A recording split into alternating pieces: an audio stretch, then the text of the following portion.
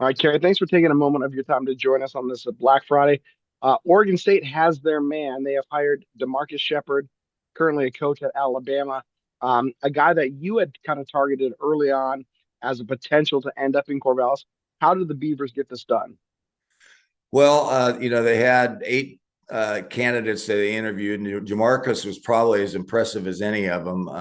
A guy that has Northwest ties. He coached at both Washington and Washington State, so he knows the area. Is also, coached under some excellent coaches right now, DeBoer and of course Mike Leach at Washington State. Young guy.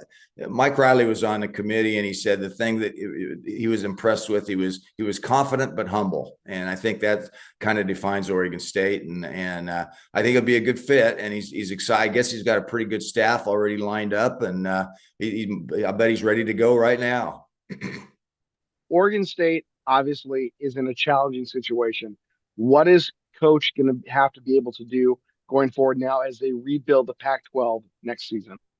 All you can do, Bobby, is play it year by year. And in Oregon State's case, they don't have the NIL funding that some of the other schools do. However, they should be in the top end of the new Pac-12 or towards that. So they ought to be able to be competitive in keeping players, but it's still going to be a problem. So what you do is from year to year, you get the very best talent you can get. I think they'll probably get a lot of transfers. We're going to see a lot of changeover from the current roster to next year. And you just do the best you can. And I think at some point this NIL and transfer portal stuff is going to settle down. But right now it's just chaos. How does Oregon State go get a Power Five coach? Obviously, we've got openings at LSU, Florida, and now Oregon State. But Oregon State has a lot of people this morning have said they're outkicked their coverage. They went in and they got a Power Five guy. How were they able to do that? Well, I think there's some good pedigree there, with Mike Riley and Dennis Erickson and Jonathan Smith. All of them had success there. Of course, that was in the old Pac-12. The new stadium doesn't help. They've got great facilities, especially for the conference that they're going to be in. So I think most of them are positives. In JaMarcus' case, he's never been a head coach. That's probably the one negative about him, but he's a young guy, and you got to start somewhere. And Oregon State hopes that this is the start of something big.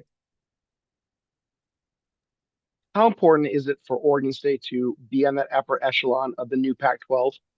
Huge.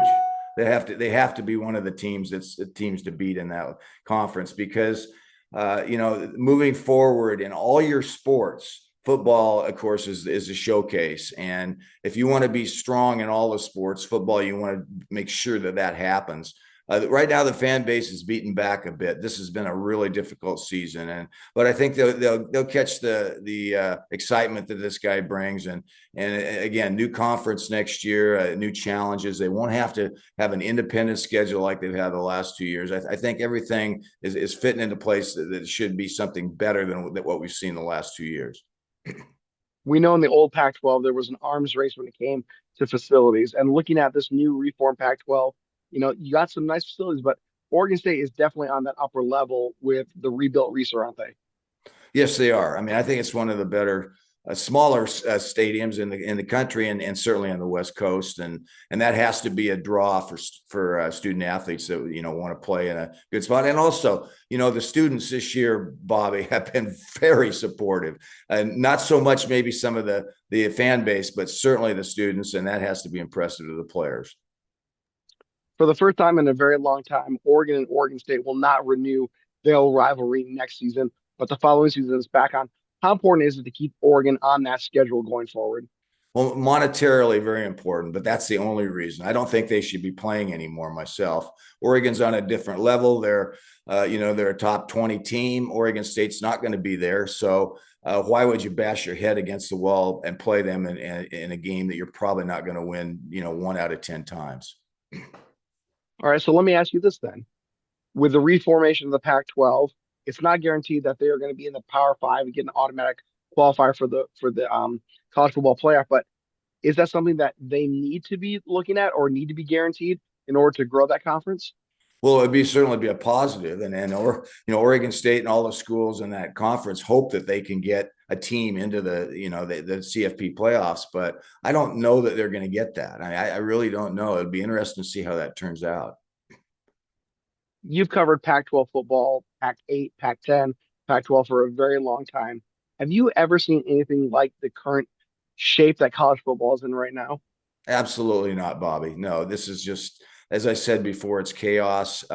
It's okay for the schools that are at the top. Oregon's one of them, and a lot of the SEC schools. But for the mid major and even the some of the better other schools, other than maybe the top 25 schools, what are they supposed to do? It's such a bidding war now. It's not about development, and at Oregon State that has been their case. It's been about development. You bring in some maybe a one or two blue chippers, but most of them are unpolished gems that you develop, and 2 or 3 years down the road, they turn into a Derek Anderson or somebody that has really become a good player, Mike Hass, those kind of players.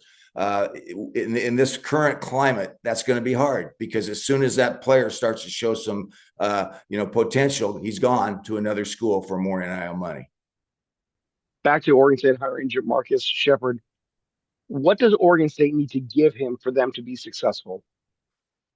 Well, I think they'll give him all he can. They'll give him all the resources they have. He's got enough staff that it'll be interesting to see Bobby if they decide to have a general manager, because he's not going to have the time to deal with the NIL stuff. He needs somebody. If they don't, they need somebody on the staff that has some experience. And I know Scott Barnes has pinpointed that as an important thing, that we want to have somebody who has understanding of NIL and how we can handle that. I don't think that'll be JaMarcus, but I think it'll be somebody on his staff, whether it's a general manager, I don't know. Talk to me about Scott Barnes. Is this the right hire for Oregon State where they're at? Well, I thought the best hire would have been Paul Chryst, and Paul Chryst pulled out for family reasons. He's got all of his family in Wisconsin. I think maybe he decided that he's not going to coach again. Other than that, I believe that JaMarcus was the most capable of the candidates, and I think it is a good hire for him. Scott Barnes has taken a little bit of flack from boosters, from media as well, about maybe not having the right guy in the right spot at the right time. Does JaMarcus have to worry about that, or is it something where JaMarcus can come in and say, "Listen, it's a clean sweep, and I can build the program I want to build"? JaMarcus is going to be, he will deflect any of that stuff. I'm sure he's going to be laser focused on, first of all, we got to get players in there, right? I bet he's got a staff pretty much put together. If not, he'll finish that out. And then he'll be all over whatever players he'd like to keep, like Tristan Tia, I think will be one of them. And then some of the other players. And then how many other players you have to bring in? Washington State brought in 70 last year. It would be helpful if they don't have to bring in that many, but that may be what he has to do the first year. As somebody that grew up around Corvallis, going to games at Oregon State, what does having a winning program mean to not just Oregon State, but the city of Corvallis?